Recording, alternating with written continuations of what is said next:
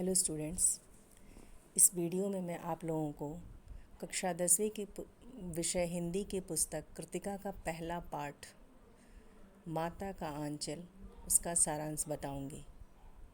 माता का आंचल पाठ शिव पूजन सहाय द्वारा लिखा गया है, जिसमें लेखक ने माँ के साथ एक अद्भुत लगाव को दर्शाया है कि एक माता का उसके बच्चे के साथ और बच्चे का माता के साथ किस तरह का लगाव होता है। इस पाठ में ग्राम संस्कृति का चित्रण किया गया है। ग्रामीण संस्कृति यानी कि ग्रामीण जीवन कैसा होता है। कथाकार का नाम तारकेश्वर था। पिता अपने साथ ही उसे सुलाते, सुबह उठाते और नहलाते थे। वे पूजा के समय उसे अपने पास बिठाकर शंकर जी जैसा तिलक लगाते, जो लेखक को खुशी देती थी। शंकर जी जैसा तिलक यानी कि त्रिपुंड तिलक जो लगता है, शिव की पूजा अर्चना करने वाले लोग लगाते हैं, उस तरह का तिलक।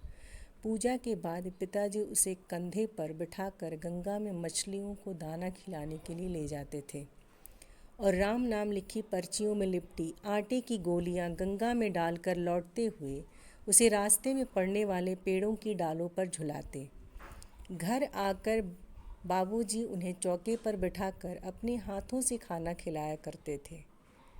मना करने पर उनकी माँ बड़े प्यार से तोता, मैना, कबूतर, हंस, मोर आदि के बनावटी नाम से टुकड़े बनाकर उन्हें खिलाती थी।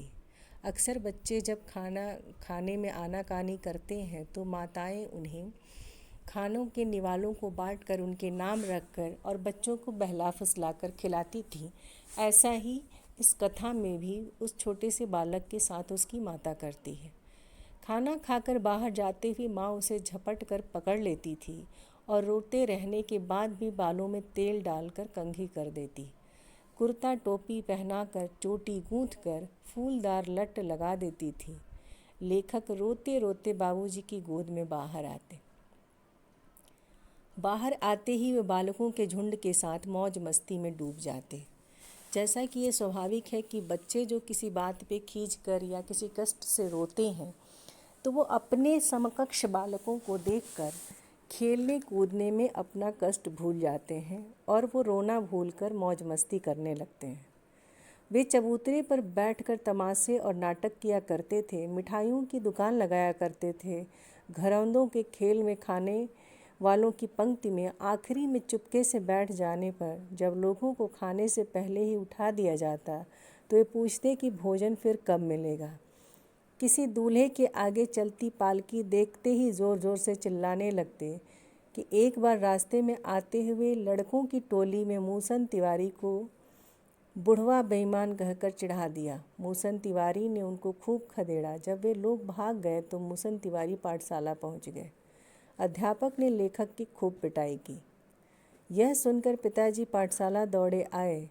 अध्यापक से विनती कर पिताजी उन्हें घर ले आए। फिर वे रोना धोना भूलकर अपनी मित्र मंडली के साथ हो गए। अक्सर छोटे बच्चे किसी व्यक्ति को समूह में चढ़ाना शुरू करते हैं, वही काम वो बालक भी करता था। कैसे ग्रामीण जीवन में बच्चे समूह में खेलते हैं, इस तरह के कार्य इस लेख में भी लेखक द्वारा लिखा गया है। मित्र मंडली के साथ मिलकर लेखक खेतों में चिड़िया को पकड़ने की कोशिश करने लगे।